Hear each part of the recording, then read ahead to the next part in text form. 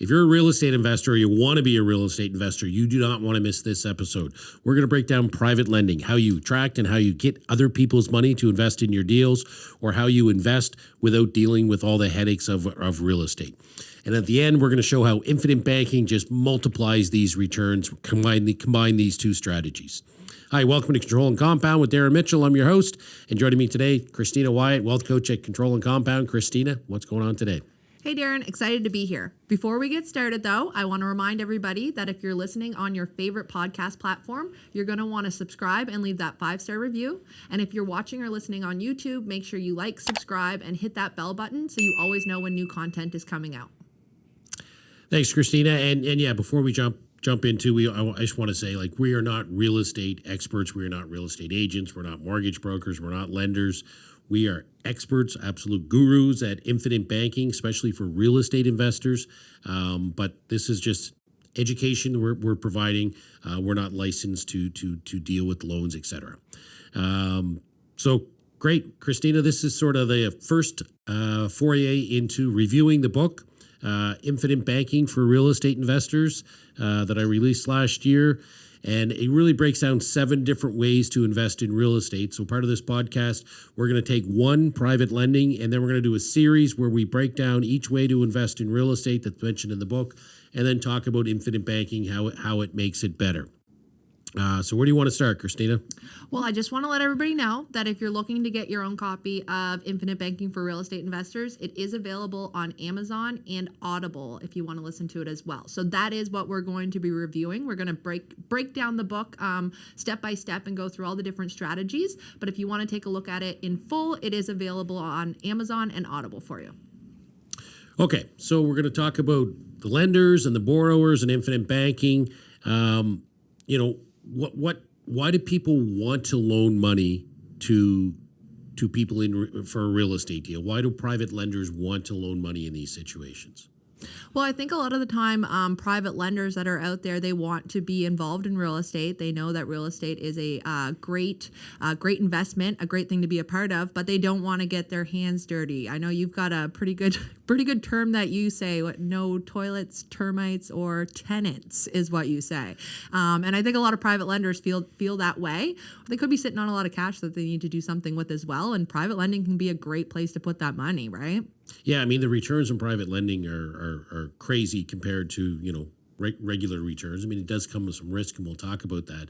But yeah, there's lots of people that see the high returns people are earning in real estate, but they go, I don't have time for that. I'm a busy professional, business owner, whatever. And then but I want to be involved. How can I do this on a hands-off approach? And this is one of the hands-off approaches. And I've done private lending. I'm a private lender, and I love it. But I got to tell you, if you talk to me 5 or 10 years ago and said, yeah, Darren, you're going to be loaning out money at 15, 16, 17%, I would have assumed I was going to get into the loan shark business, breaking legs and, collecting on overdue debt.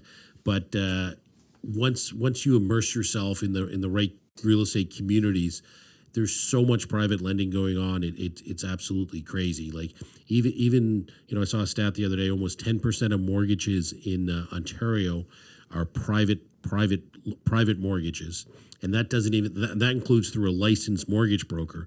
That doesn't include all the private deals that go on that aren't through a licensed agent that could be friends or family. So it's a much bigger market than people think, and really, it's once you immerse yourself in the real estate world, these opportunities you'll see them everywhere. So when we look at private lending, Darren, what does a typical term look like? Are these long-term deals that people are seeing out there? Are they short-term? What are the terms for a lending deal? Yeah, and they're all over the map, right? Depends if they're secured, if they're unsecured. Typically, though, a term, it's short-term money, right? Typically, you've got an investor that says, great, I want to put some money into this, bump up the value of the property, or do a renovation, whatever they need to do to increase the value of the property, or they've had some credit issues or they're maxed out. So it's typically a short-term thing until they can get the bank financing, because the bank financing is going to be a lot lower rate.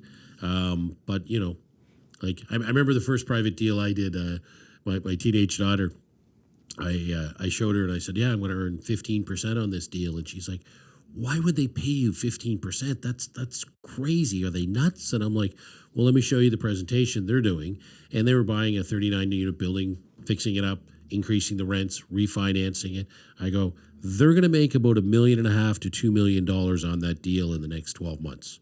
I go, do you think they care about the 150 grand in interest they paid on a $1 million private loan?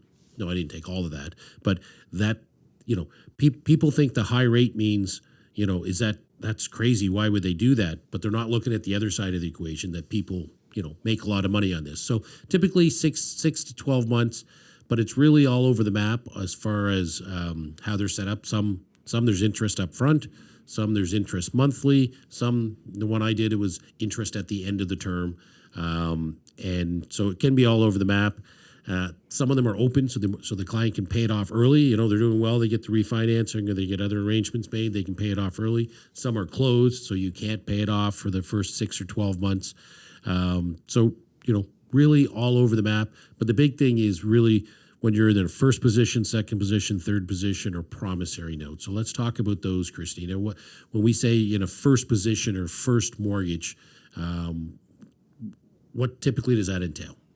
So when you're in the first position, as a lender, it means that if the property was to foreclose, or the borrower to go bankrupt, you have first position on that sale. So when they sell that property and the lenders are looking to recap what they've given as an investment, you're going to have first rights to those funds, right? So that's when you're in a first position. That's typically the big banks, though, right? The big banks are more than likely in the first position. When we're looking at private lending, you're more likely in second or third position, which means those big banks get paid first, and then what's remaining has you paid out. So that's why due diligence when it comes to these private lends is so important. You really have to do your homework. You have to, you have to look at the plans, what they're putting together, who the actual person is that you're lending to, or the business that you're lending to. It's very, very important because you're not in that first position, right? You're in the second or third. So you're not necessarily going to get those. If they go bankrupt, if it forecloses, you're not necessarily going to get your funds back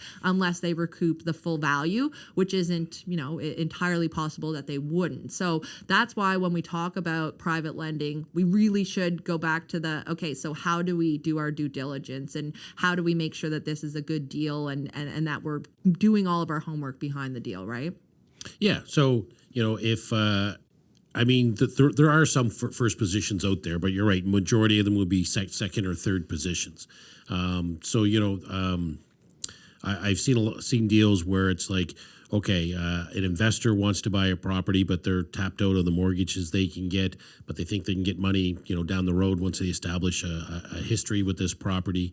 So, I've seen them where private loans are, if you are in a first position, and at 80%, maybe they'll pay 10%.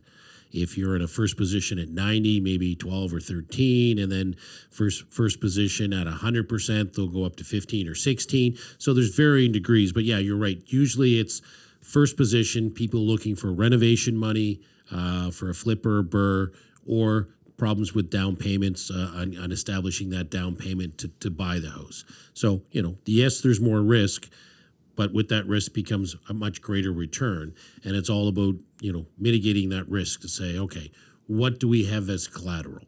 And I talked in the book about, in a perfect world, you have their personal residence as collateral.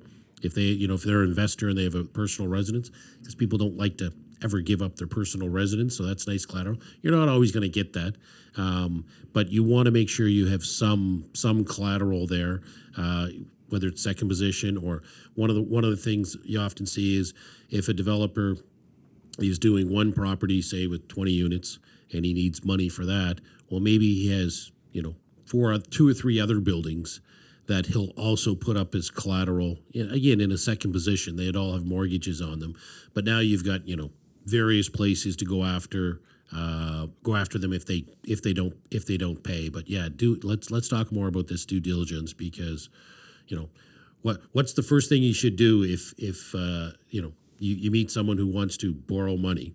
Well, the first thing I would do, I'd Google them.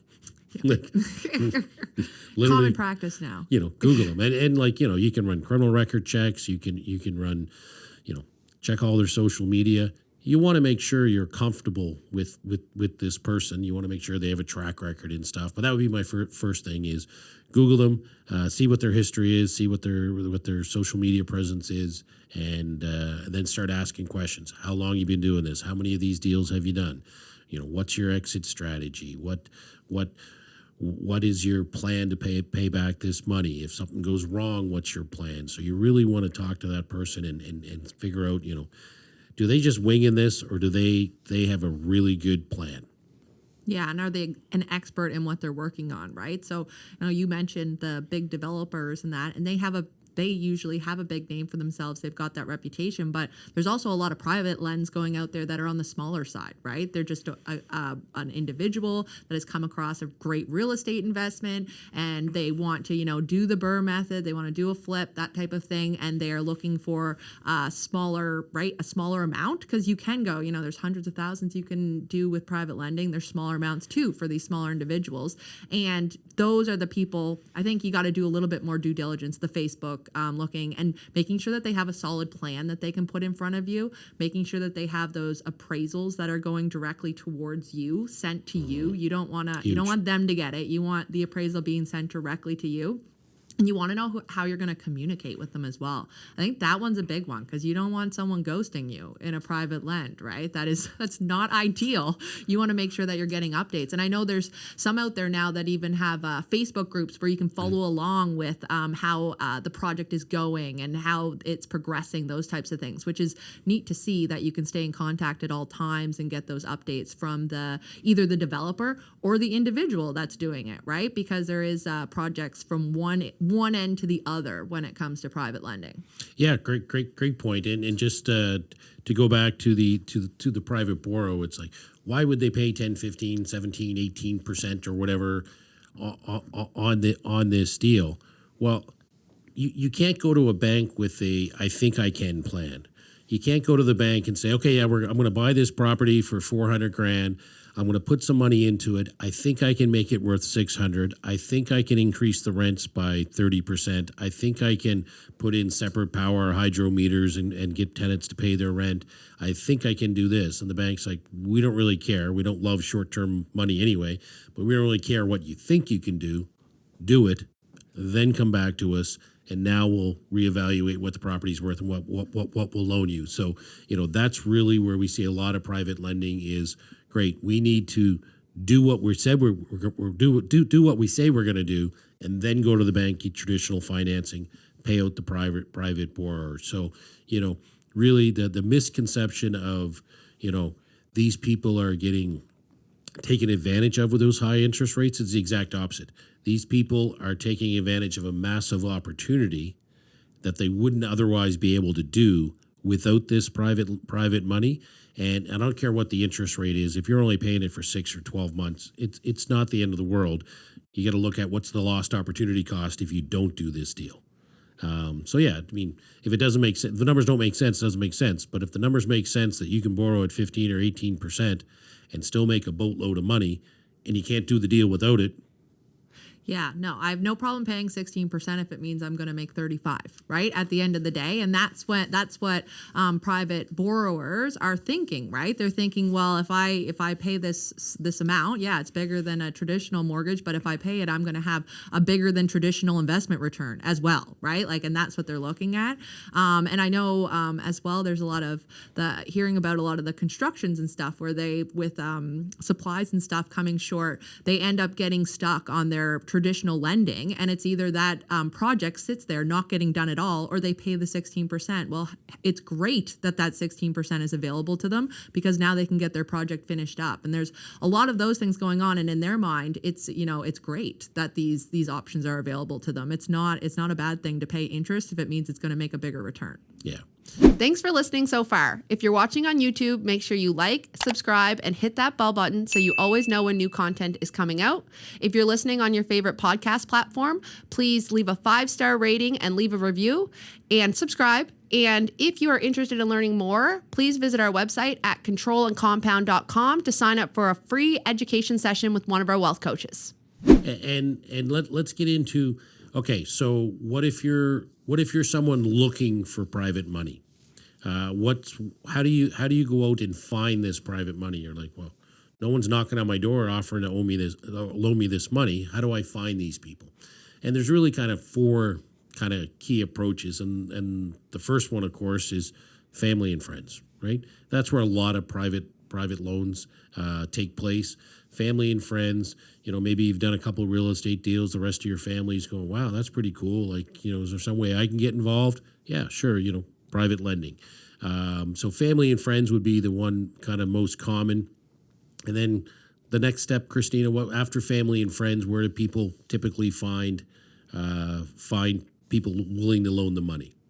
I think the next group would probably be associates or friends of family and friends, right? The closer they are to you, the more that you know about them, which makes it a lot more comfortable getting into this type of loan or lend. So that would be the next group that you want to look for. So do you have associates that are in private lending? Is there a network that you can talk to where you already know these people? Because it's out there, there's a lot more people doing it than you think. So if you're having those conversations with your family and your friends about real estate, and maybe, individuals that you work with, lawyers, accountants, those types of things, they might have ideas and connections that they can put you in touch with as well. Yeah. And I mean, we always talk about it, but the importance of being around like-minded people, and that's, joining a real estate group, following people online in the real estate world, listening to podcasts on real estate, getting a real estate coach. When you surround yourself with the real estate community,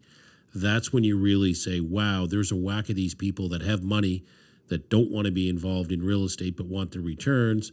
And there's a whack of people that have great ideas and great, ability to make a deal happen, but don't have the money. And it just brings these people together. So after friends and associates, probably the next one would be, the world, really. And I say the world, but, your country typically. But we see a lot of people with online presence where they have, YouTube shows or podcasts or something, proven track record. People who have followed them for a long time. And there's people literally reaching out to them for their deals. And they have some of these people have lists of people saying, hey, I'll loan you money on your next deal. I've been following you for the past 6, 12, 18 months, whatever, 2 years. And I love what you're doing. I'd love to be involved in that. So that's a big one.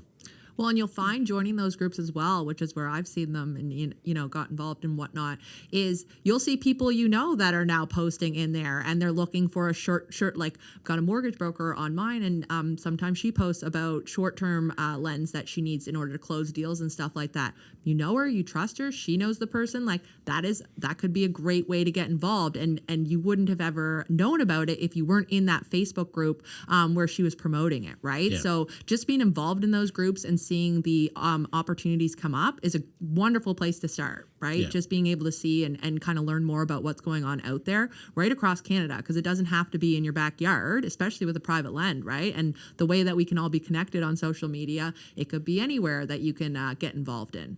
Yeah, and that good job at mentioning the mortgage broker, because that's sort of the last piece where a lot of private lends go through. Like there's an absolute whack of private lending done through mortgage brokers.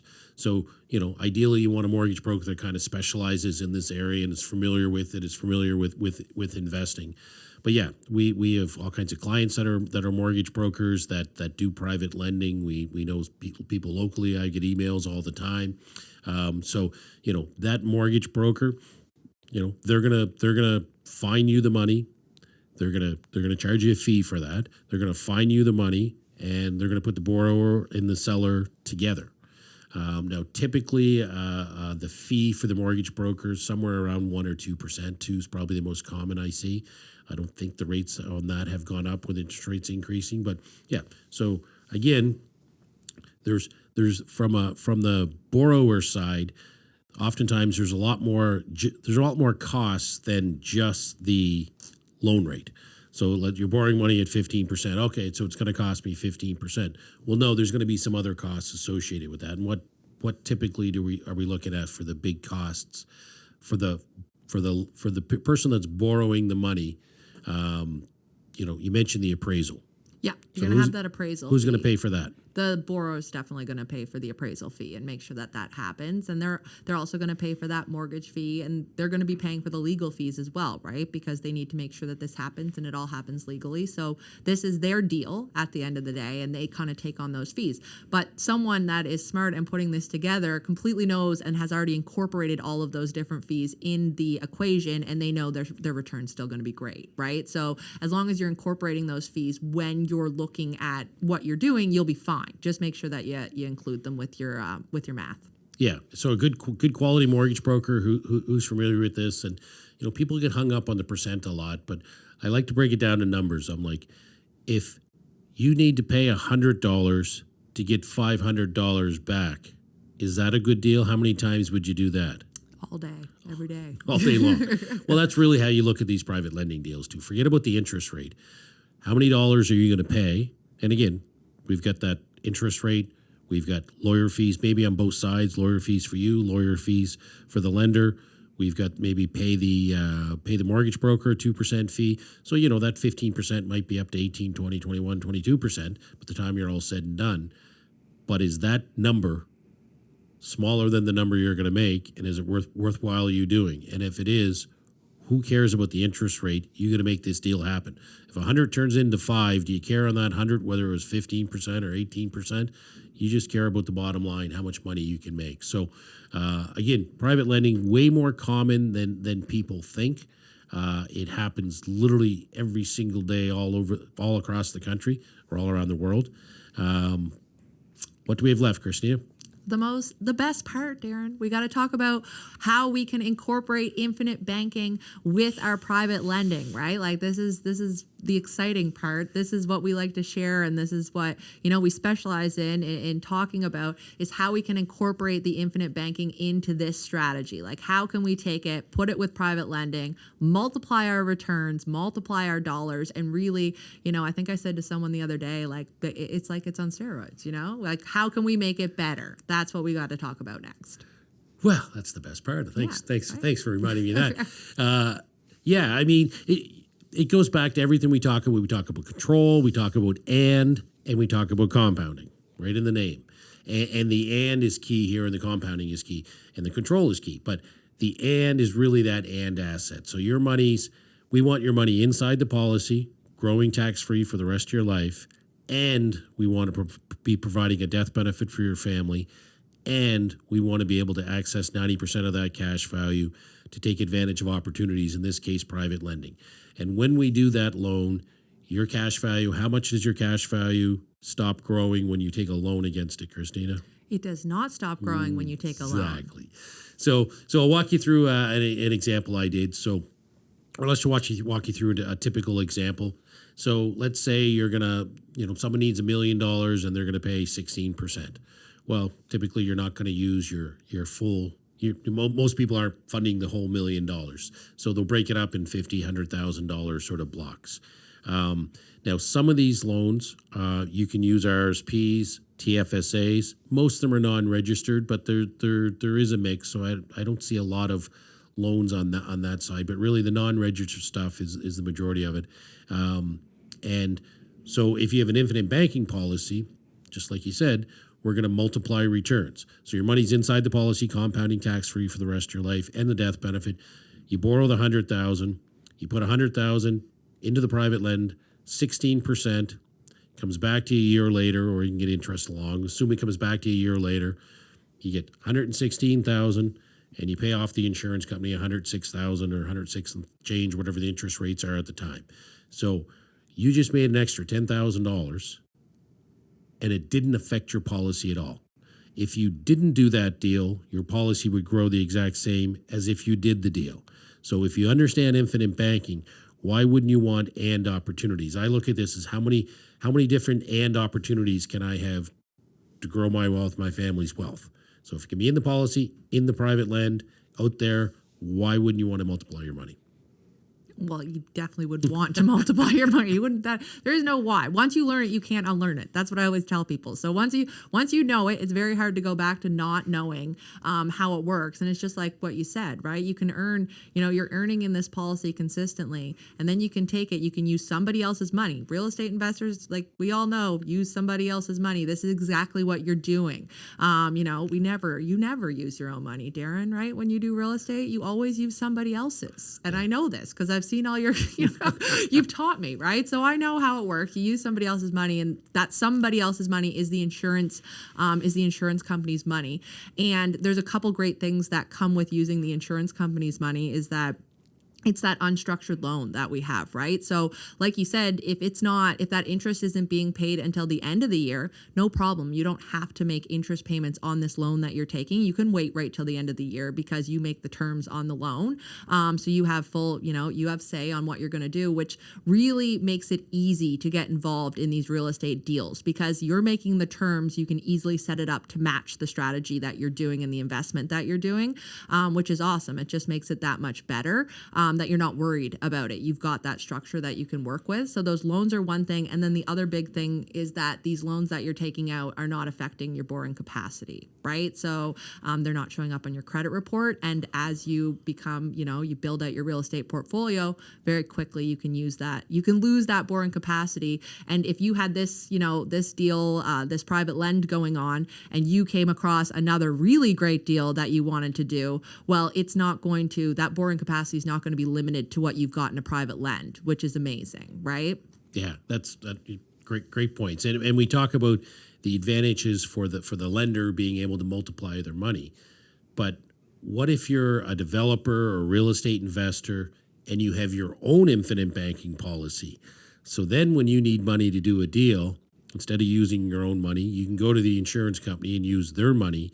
And you're not trying to find a private lender. You're not negotiating 15, 16, 17% rate. There's no terms because you set the terms. You pay it back when, how, and if you want. So it really just doesn't matter which side of the equation on, whether you're a borrower or whether you're a lender. Infinite banking and real estate combined is literally, I think, the ultimate match made in heaven, that it just makes everything better, allows you to access money if you want to do a deal. And if you don't want to do a hands-on deal, you want to be a hands-off investor, you can access the insurance company's money and loan that out and just multiply your returns. It's literally like, we've just seen so many real estate investors because, we deal with so many real estate investors use this strategy. It works. It's boring but effective. It's the same thing that's been going on 100 years to make people wealthy. It's the same thing going on now. It's not the latest, greatest thing that's going to blow up.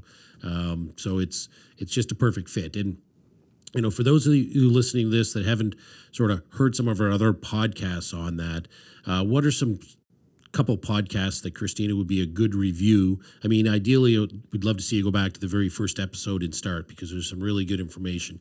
But specific to the real estate, Christina, which episode would you suggest they listen to in concert with this? So you're going to want to go back to one of our first podcasts for real estate investors, Infinite Banking for Real Estate Investors. Got a very good name there. So you're going to want to go back and you're going to want to check that one out. It's probably the first in the series that we're going to be doing, and it really dives deep into how combining real estate with infinite banking can multiply your dollars. And having your dollar work and do multiple jobs, right? We talk a lot about the jobs that our dollar can do when we're in real estate, and we nail those down and go through them in that podcast. Another one that I think is really good is one we did more recently, how the banks make money. So when you do this private lend and you are the private lender, you essentially become the bank, right? So when we break down those returns inside of that podcast, we talk about how the banks make, 200-300% returns because they're lending their dollar to somebody else. No, sorry, they're lending your dollar to somebody else. Scratch that, which is exactly what you're doing when you are borrowing from your infinite banking policy and you are lending, doing these private lends out there. You're becoming the bank. You're lending somebody else's dollar, which is what they do every day. So go back and check that podcast out. They are going to show up as the next videos, the suggested videos to watch on YouTube. And if you're listening on your favorite podcast platform, just check out our show notes and they're going to be there for you as well. Show notes and suggested videos. We're getting high tech. I love it. Okay, Christina, that's great. So we got some great resources here. Again, this podcast is not the full end story. You want more information? Join that real estate investing group. Listen to the old podcasts. Get the book Infinite Banking for Real Estate Investors, or Be the Bank, the first book that really covers more about the infinite banking strategy. Also available on Amazon. Anything else I missed, Christina? I just want to add that this is just one of 7, right? So this is our first real estate strategy that we've kind of gone through, the private lending, but stay tuned. We're definitely going to be doing the BRRRR method. We're going to be doing cash flow positive properties, and we're going to have a few more, well, seven full episodes out to you on these different strategies and how you can combine them with infinite banking, which is the really exciting part. Yeah, I love it. And I guess the last thing I'd say is, we talk to real estate investors every single day. Now, interest rates on the private loans are creeping up. I'm hearing 16, 17% in a lot of cases, where I used to hear 14 and 15. Not a huge swing yet, but I'm curious for anyone listening. Fire us off a message if you heard of what interest rates are going for in the private loans, what you're seeing out there. We'd love to get more feedback on what people are paying or charging for private loans. And then check out those resources. Thanks for watching. Thanks for listening. Have a wonderful day. Thanks for listening to this podcast. If you're listening on YouTube, please like, subscribe, and hit that bell button. If you're listening on your favorite podcast platform, please leave us a 5-star review and subscribe. And if you want more information, check out our website, controllandcompound.com, and you can sign up for an education session with one of our wealth coaches.